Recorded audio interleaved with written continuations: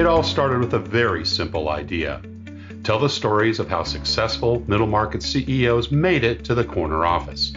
I'm Brant Handley, founder and managing director of Resource Options International, or ROI. We're the USA's premier executive search firm focused exclusively on empowering middle market companies to attract, hire, and retain A players while transforming top executives' careers and lives. ROI's Into the Corner office is dedicated to discovering how middle market CEOs advance their career, and we're making these remarkable and sometimes quite unbelievable stories available to you for the very first time. Listen and learn about the challenges they've overcome, the interesting people they've met along the way, and the lessons learned that steered these executives' unique journey into a middle market corner office of their own. I know you enjoy these CEO stories as much as I've enjoyed recording them, so thank you for listening today. And if you like what you've heard, rate us on iTunes or wherever you get your podcasts. I'm looking forward to you joining me on the next great middle market CEO adventure into the corner office.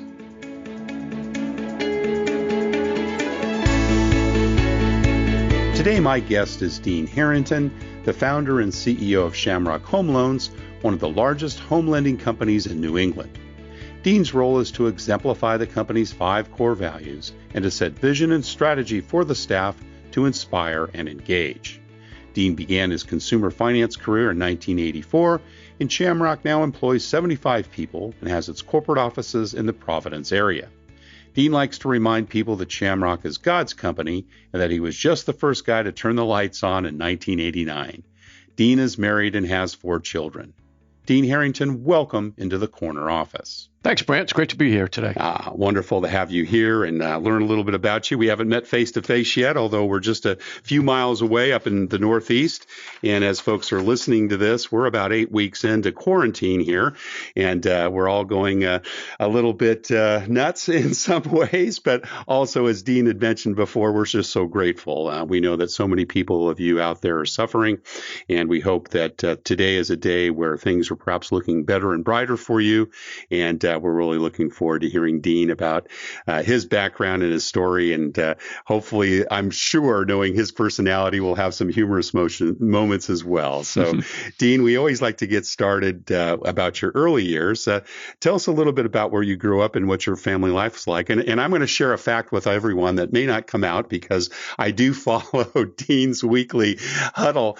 He is one of 5 children. He's the oldest, and all of their names start with D. Isn't that correct, Dean? Very good, Brant. You passed the test easily. Yeah, and I think the more interesting part of it, 5 children born in 4 years. Oh my gosh, Irish twins, all of you. Yeah, and true twins to settle the math in the middle, and of high school sweethearts that married at age 31, which qualifies my dad as the greatest salesman in all time history.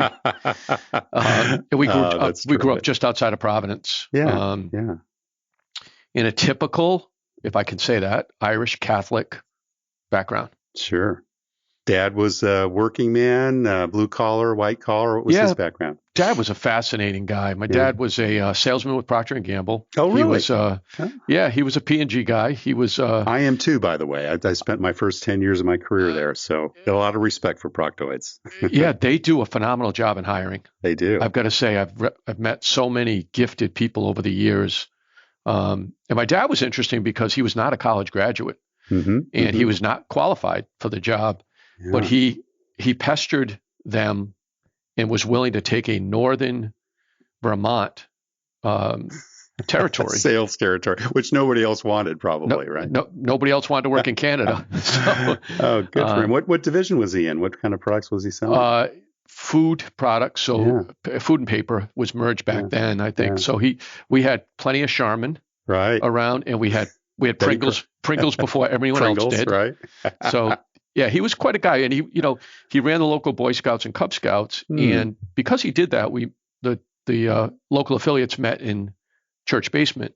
So my dad felt it was right that if we were going to meet in his church basement, that he would be willing to go to any church of any member of his troop that was not Catholic. So, and of course, he decided he was going to take his oldest son with him, which was me. So we ended up spending a lot of time in a Methodist church, Baptist church, Zion Bible, going to different services as a kid, even though my dad was on the bishop's advisory board in the Catholic Church. So he was a great man of the Lord. He passed away at age 59, 30 years ago last month. Oh my gosh, so young. Yeah, and my mom passed away when I was a senior in high school. She got sick and passed away quite early. So so my upbringing was a little bit challenging at times. Being the oldest of five, I think I think at some point along the way I said, I was an adult from birth. I was going to say you stepped into that parental role pretty early on, right? A lot of babysitting and looking after the younger ones. Yeah, I did. And it served me well, and I was blessed to be able to do it. I'm still very close to my siblings. I have two brothers and one sister. The second one had passed 10 years ago, but we're still incredibly close, and I'm blessed to have them. It sounds like you grew up in a church-faring spiritual household. Did that continue through your high school years as well? And did you stay close to the Lord into your early years of work? Yeah, I never left church. I did have a moment in 1991 where God put it on my heart very clearly, Ephesians 2:8-9, that I needed to be in a more biblically based church community rather than what I would consider a sacramental-based community in the Catholic Church. Right. So being the good steward of the Lord's word, I ignored that for about a decade. And I decided, as most of us do, at some point. And I stayed in, I did not join a church community that was biblically based until about a decade later. Okay. And began to recognize that, God was sovereign over every part of my life, and that I didn't have to do the work. The work has already been done, as we know. Yeah. Well, and your earthly dad obviously had a pretty big impact on you. What were some of the earlier memories you had about some of the inspirational things that he either said or did? My earliest memory of anything that I have not forgotten was when Richard Nixon was going through his trials with Watergate. Oh, yeah. That my dad sat us down at the kitchen table, and at that point we're in a second floor apartment with 7 of us in there, including a dog and a cat. And he sat down, myself and my second oldest, my brother, and taught us about the word wisdom. And said that Nixon could have all of the knowledge in the world, all of the academic knowledge and even experiential knowledge, but wisdom comes from God, and he's absent wisdom.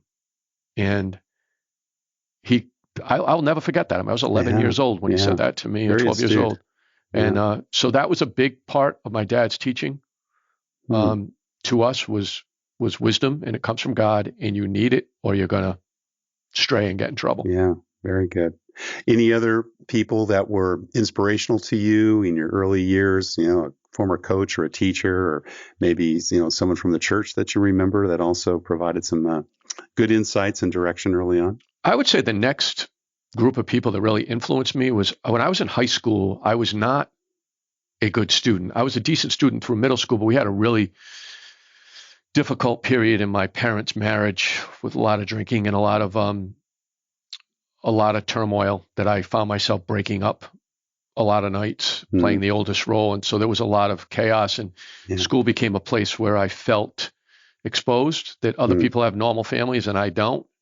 And so I'm making an excuse for myself that I therefore became less of a student. And where I really found my confidence, and where I really found where I wasn't exposed for having a dysfunctional home life, was work. And I joined a supermarket chain on the day the blizzard of 78 hit. And so I was able to, being only a mile from the store, I was able to get there by foot throughout most of the day. So I got a leg up on all the people that couldn't get to work. So I got promoted quickly. And the influences that I had were in the guys that I worked for there, who had taught me that being on time, working hard, being reliable, always studying for the next position. They didn't say it that way, but that's the message I got.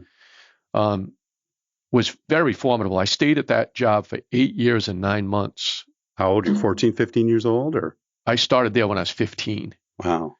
So it was 16, excuse me. So it was was a formidable part of my upbringing. Yeah. And there were leaders there that came to work every day. They did the right thing. They rewarded consistent daily behavior. And I found my footing. I found my confidence. It was never in school. I didn't finish college, but I was a reader and a self-taught person. My mother really leaned into me to start reading early on in life. And I was reading novels at 11 or 12 years old. And to this day, I still read a little bit better than a book a week. And it sounds like that job was very much an extended family. I mean, 8 years, that took you into your early 20s. I still have friendships from that job. And that job was 1976 to 1985. Yeah. And it's funny, I look for obituaries in the paper for guys that were in that chain. We had 95 employees in there. And if I see one, it touches my heart in a way that very few deaths do. Yeah. Anything outside of work? Were you involved in sports, music, theater? Tell me a little bit about that. I was a sports kid and I was a sports fanatic. Yeah. What was your favorite to play or watch? Well, it's funny. I love following baseball. Okay. I loved playing basketball, but I really have a passion for the sport of football. So it's kind of three ways there. Yeah. My high school career did not take off. This was another unsettling thing for me. And I went to, believe it or not, Brant, I graduated high school with 792 kids. Oh, wow. That's a big class. And the class behind me was 800 and the one behind that was like 850. Oh my gosh. So we went double sessions. Yeah. And go ahead and try to make that basketball team. Yeah, right. And I was a good basketball player. I was a consistent in elementary and middle school. I was considered a really good basketball player. Right. Try to make that team in your junior and senior year when you've got the size of a college. So sports was important to me. But my career ended like everybody's. It's funny. The president of Shamrock Home Loans is a former Major League Baseball player. Oh, right. And he says to us, well, used to say all the time that very, very, very few people, close to nobody, ends their sports career when they want to. No, and he said, true. He said, whether it's professional or amateur. He said, yours just ended in high school. He said, mine ended at age 30. I didn't want it to end, but it ended there. So it was a good sobering comment by him. Yeah. So you said you gave college a try. I did. I probably did 60 credits. Okay. Was that in Rhode Island or where did you go? It was. Yep. Mm-hmm. Yeah. I went to a community college. And working full time, I imagine, as well at the same time. Working full time right through 35 hours. You had to stay under that bar to stay out of full time back then. And a couple of those weeks had to be 30 hours to stay under the union requirement. But working a lot. And then I held a paper route till I was 22. Oh, right. Okay. So that's Arrested Development, if you've ever heard it. Huh? Well, it's good income, right? It was same area as well, the same customers over those years? Yeah, I have an interesting story about my dad now that I think about it. So one of my paper routes was a Sunday paper route. Right. I had 130 papers, and you can't carry those. You have to be driven around. So my dad drove me around from the time I was 11 till the time I was 17 when I started driving, almost 18. Yeah. And he would make me order 140 newspapers. And when I was done, he would, on the ride back to our house, which was probably 3/4 of a mile, he would stop at doors and I would knock on them until I was finished selling the 10 that I didn't have on my route. Really? Yeah, obviously territory was not a big deal to a guy that had to work in northern Vermont to get his P&G start. He was like, wow. So I love it. I just always have a great deal of gratitude to my dad for building that kind of muscle in me. Well, we're going to get to a minute, Shamrock, because I know you've been doing that for a number of years, but you had a couple of jobs prior to that. And I think they kind of were in the home owning mortgage business, right? Tell us a little bit about those early years. Yeah, completely accidental. I wasn't done with college. I didn't know if I wanted to finish, but next door to my dad's house, two guys started mortgage companies out of that house. The first guy sold the house to his vice president, who then started his mortgage company. And both of them had approached me when I was 21 and said, hey, you'd be really good in consumer finance, but you can't come into our mortgage companies. You got to go into a finance company first. So I started interviewing. By age 23, I was able to get a job in a large national consumer finance company with Now, was that homeowners? No, that was Avco Loan and Investment Bank, which was a division of Avco Finance, which was a division of Textron, which is a Providence company. So it felt right at home. I did 2 years there and learned a ton about consumer finance. And then went on to homeowners funding, which was the neighbor's company. Okay, got it. So you got your training. Now, why did he need you to go there before he'd hire you? He said that was the background that both of those guys came from. That was the training. Huh? Yeah, one came from household finance, one came from beneficial finance. Those of you that have some age will remember those companies.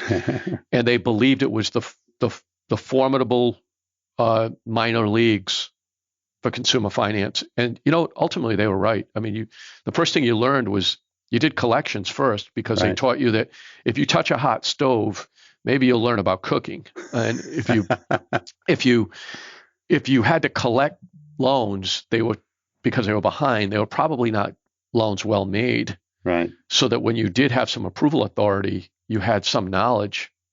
It was really brilliant.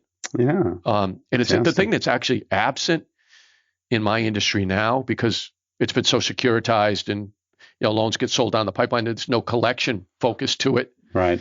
Yeah, I grew up with a loan well closed is half collected. People look at me like I just quoted something from the 18th century when I say that. So from there, on to another opportunity. Now, was that a company you founded? I think that was Mortgages Unlimited, correct? Yeah, that was an interesting story. So the top sales guy at Homeowners Funding decided to go out and start his own company and invited me to be part of it. I was ready to make a jump to a big national bank at that point. Right. And reneged on the offer. It's one of the most embarrassing things I've done in my life, career-wise. I accepted the position, but in the final interview, the head of the entire division asked me why I didn't finish college. And I said, it just wasn't for me. And I went through just timing with my mom's passing and the chaos. My dad got sick right after that, never returned to work. I was the oldest of five, and I wasn't comfortable with it. I didn't feel that I was a good student in that setting. So I'll get to the end. She says, well, we're going to offer you the job. So congratulations. She said, do you have any questions for me? And I said, well, you asked me about not finishing. Is that going to be an issue? And she said, yeah, you won't get promoted. Really? Said, but you'll have to go back and we'll pay for it. Huh. So this was like This was like, say it was the 15th of the month and I agreed to start on Monday, the 28th. Yeah. Yeah. And on that morning, Brant, I did something I still can't believe I did. I called and said, I'm not taking the job. Right. Horrifying, immature, poorly planned. I was 26 years old, 28 years old. So I took the job with Mortgages Unlimited. Right. Because he didn't have any money to pay me. He said, look, I'll give you a draw for 8 weeks. You're going to sell mortgages. I hadn't done that. I hadn't done any selling yet. I had done everything on the ops side. He said, you'll be fine at it. And I did that for 2 years until they decided they were going to kind of retire, the two owners. But they never did retire. I got a little nervous, so I incorporated Shamrock with the idea that I would at least have it in my back pocket in case they flew the coop. And lo and behold, they found out about it, and they fired me. Oh. And then enforced an 18-month non-compete agreement, which wouldn't sound enforceable, but they had all of the investor relationships that I was going to sell to. Of course, yeah. So and they could said, block look, you. Yeah. They kind of, and you know what? Again, I didn't handle it well. I should have said, look, I'm going to incorporate this. It's just going to be on the side in case either of you two guys decide this is over. I just want some protection.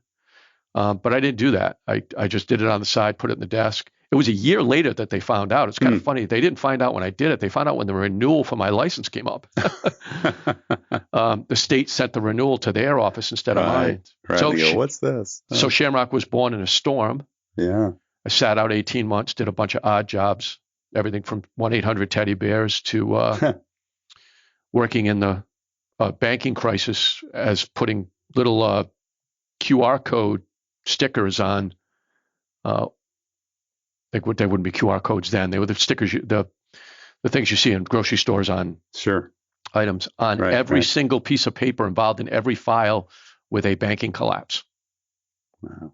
So, and that brought me to Shamrock. I opened up and said, okay, I'll never take for granted making cold calls again. Right. Or I'll never take for granted not having, I'll never take for granted anything. Do you remember the first time you started managing people? Where would that have been, Dean? I'm going to give you a strange answer. Probably age 15. Okay. For my brothers and sisters. Yeah. Things were really chaotic, and I began to manage them. Then if you wanted a career answer, it would have been at Avco. Probably within a couple of months of me being there, I didn't realize it at the time, but managing people is really about making people better. That's right. And if you can make someone better at something, you're already leading them. You may not have the title of manager, but I had developed a reputation of someone that when you were given a task at Avco in their training program, I found a way of being able to articulate it in a certain way, and maybe even finding a better way of doing it without being that disruptive kid that knows everything. And so, I was able to go up to other guys as they came in the company over the couple of years I was there and say, hey, look, I know that this is a nice way to do this. Like when somebody comes in for a closing, don't let them get into the conference room. Go up and greet them as they walk in the door. Right. Little things like that. So all of a sudden you're managing people because you're teaching them and helping them be better. So I think that's where I probably started that. But at homeowners, I was actually put in charge of people the day I walked in the door. Right. I was hired to do that. Fabulous. And were these people typically that were older than you at that time? Yeah, I replaced a guy that was 45 when I was 26. Wow. And it wasn't handled perfectly, but I think it was handled the way. So I was brought in, sat in the back of the room, knowing I was replacing him in 2 weeks. He knew I was replacing him, but they wouldn't tell the staff till the final day that he was going. He was so gracious and so professional. You talk about learning from somebody. Yeah. He did nothing wrong, but I had a neighbor that really wanted me there, and former neighbor, and knew I would do a good job, and thought it was time to make a change. And what were some of the earliest lessons that you learned from some of those former bosses and mentors that you respected? I'd say the biggest lesson that I learned is to identify your strengths and stay in those rather than trying to fix your weaknesses. Yeah. It's Peter Drucker 101. Yeah. But I had some guys early on that said, look, you're not good at that. Get out of the way. Let me do this. Go work on this. You're good at this. And I think the bigger lesson, though, was don't stray out of your lane. That owner that I had at Homeowners, who was a gifted man, he had the company for a lot of years, probably 2 decades at that point.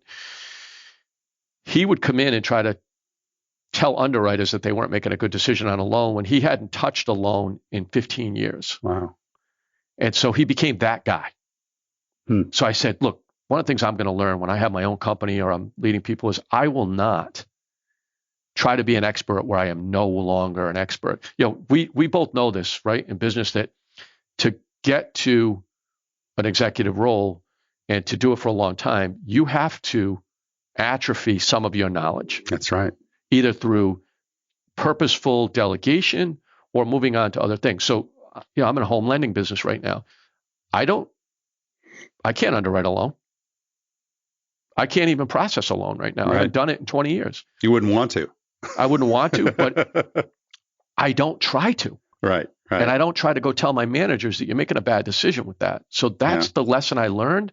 It's kind of a negative lesson. He would try to do that. So I said, I don't ever want to be that guy. That's not going to be me. Yeah. And so those are the 2 big lessons. Stay in your strengths and don't try to do what you used to know about if you don't currently know about it. So Shamrock, as you said, was founded in a storm over 30 years ago, and you've been very successful, obviously, in growing that. Tell us a little bit about the business today. How many employees? Kind of what your span of operations are? 75 employees. In our industry, considered small. 07 and 08 kind of purged our industry by 2/3. Sure. So were you able to hold on to your employees during that period? We had 65. We went down to 28. Wow. Tough. Without firing anybody. Yeah. Or laying anybody off. They just left. Yeah, right. The industry went from something to nothing in it was a very scary time. Right. We operate in 8 states, but we're principally in 3 states. Connecticut, Mass, and Rhode Island are our biggest by far. Yeah. Purchases are our biggest product. But we do a lot of refinances, especially now with rates low. I've got a management team that all have been here over a decade, and some have been here 20 years. So I've been blessed with senior leadership that have been through 91. Well, they weren't through 91, but they were through 97, which was a recession period in our industry. A lot of S&L problems, a lot of banking problems. 01, obviously, with 9/11. 08, the housing crisis. Yeah. And now we have COVID. I think we have COVID-19. Somebody the other day said to me, "Hey, you're going to have to add this period of time to your little catalog of 4 housing crisis." And I said, "I don't want to do that. I don't want to do that." But the chapter's not fully written yet. No, but wait for that. This has been wild. Yeah. For us, like wild beyond what I could have ever presupposed. We just finished in April our largest month ever. Oh my gosh, you're kidding! Ever. In shelter. In shelter with all but 7 employees working from home. Yeah. And we moved them home on March 11th.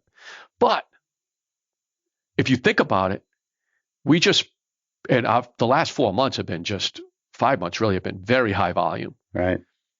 So we just did an enormous amount of lending to a bunch of people that might go into forbearance quickly. Right. And if they do, they boomerang right back at me. Yeah, that's right. They could sink you. Right. It could sink you. Sure. So all this volume is like, yes, no, right? So, to use an old sports analogy, on a shot that goes in, right? Yeah. A bad shot that goes in. But I have trust in the Lord. It's his company. It's not my company. Wow, crazy times. Well, that's a good lead in. How did you kind of found Shamrock, and were there some core values and principles that, were important that came from your faith? All right. So here's how it went. For the first 20 years of owning the company, a little bit longer, God was in my pocket. And if I had a great event, I took him out of the pocket and praised him. If I had trouble, struggles, I took him out and prayed to him. That right. Jesus was to be there for praying my hurts to and praising my victories. Then I joined C12 in 2014, which I'm sure you're familiar with C12. It's a national and for CEO. those of us that are maybe listening, both Dean and I are members of C12. I'm down in Connecticut, and Dean's up in Rhode Island. It's a CEO peer advisory group. I think we're international now, right? We've got a number of members, close to 2,600 members, and we are all Christian business owners. And you've been involved how long, Dean? Since 2014. Oh, since 2014, so quite a while. Yeah. So how did that change things up? That informed me instantly that I am not the CEO. This is God's company. I am just his steward. Right. And can you imagine running a business as a man of faith, somebody who declares that Christ is my Lord and Savior, and not really thinking that way? That was how foolish I was. Yeah. That was your comment about in the pocket. Right. Yeah, that's not what it is. Right. And I was never more pleased about promoting somebody or demoting somebody, myself, to a position where this was his company and I would simply seek him on everything I wanted. And I could, if we had an hour or 2 hours, I could tell you some God stories in Shamrock that would blow your mind. Like it's not possible. That couldn't have happened. Yes, it did. I did a speech to New Canaan Society back in January to both the one in Manhattan and the one in Connecticut, telling them, and I'll tell it very quickly, here in 2006, I was ready to buy an enormous building and renovate it to move Shamrock's 2 locations into 1. And it failed the roof inspection and part of the heating and electrical. The actual building, right? Yeah, it didn't pass. Right. So I went back to the guys and I said, look, we need to have some cure on this. We need to adjust sales price accordingly. They said, look, you're past your due diligence period. You're outside of contract. We'll keep your deposit. So this thing dragged out into 07, into the late part of 07, and they wouldn't budge. And they said, you're not going to walk on this. And I said, yeah, I am. And so we were doing about 125 mortgage loans a month when I walked. 90 days later, we were doing 35. Wow. And if I had that building and the nut on that building, oh my gosh, it'd have been all over. That's a God shot. And I've got 10 of those stories during my career, and I'm not exaggerating. Right. And so he's always been there. He's always been provident in everything that we do. But C12 taught me to recognize that you don't have to just see him in the rearview mirror. You can see him in the windshield. Right. If you stay connected, if you stay abiding, if you stay John 15, right? Just stay abiding, and you can rely on it. What's really cool about it is that my senior leadership has been fully behind that organizational chart change. That's great. And that's something. Yeah. Fantastic. And they're not necessarily believers. Right. How has your leadership style changed, particularly in these last 10 years? Far less on someone's technical ability and far more on who they are as people. Cultural fit, core value alignment. Yes. And we're an EOS company. Those that don't know EOS, I'm sure it's easy enough to explain it when you have time. But, it's an entrepreneur operating system. Really should be said backwards. It's a system for operating an entrepreneurship. Right. We've been operating on that since 2015. So we hire far more. Now, it's funny, Brant. This was right there for me to understand. But again, it takes a while with me sometimes. We didn't hire people from inside the industry. When I started Shamrock, we only hired outside the industry. Really? Because I wanted the most talent I could get. I said, look, give me the most talented people, put them in the room, we'll win. I could teach them the business. The business isn't hard. Well, once the housing crisis happened, coming out of the housing crisis, the business was hard, really hard. And you couldn't necessarily do that from really 2008 through Dodd-Frank in 12 and 13. But you at needed the same experience, you had to have some knowledge. Right. And we didn't have enough volume to go ahead and take the hit while you learn the business. We couldn't go upside down on you. And that started to change in 12 and 13 for us, 14. Right. And we started investing in young people, made a whole bunch of mistakes, began to understand how to hire and how to get people in here. But so now we're hiring back the same way you used to, outside the industry. Interesting. So we've always been built on this knowledge that it's who they are, not what they are. It's not their technical skills. It's who they are as people. So we're returning to our foundation, our DNA, our ancestry in doing it this way. So it's all about 5 core values. You got to be a plus in those 5 core values most of the time. You can have one plus minus where you like that sometimes and not others, but we're going to create a corrective path for you. And it doesn't matter how talented you are. A year ago, we fired our top salesperson for 18 years over core values. Wow. The year before, a 14-year-long, probably the best underwriter in the industry. And we worked with them. God doesn't want us to just throw people away. We worked with them, saw that they were not going to fit the core values. There was just nothing we could do.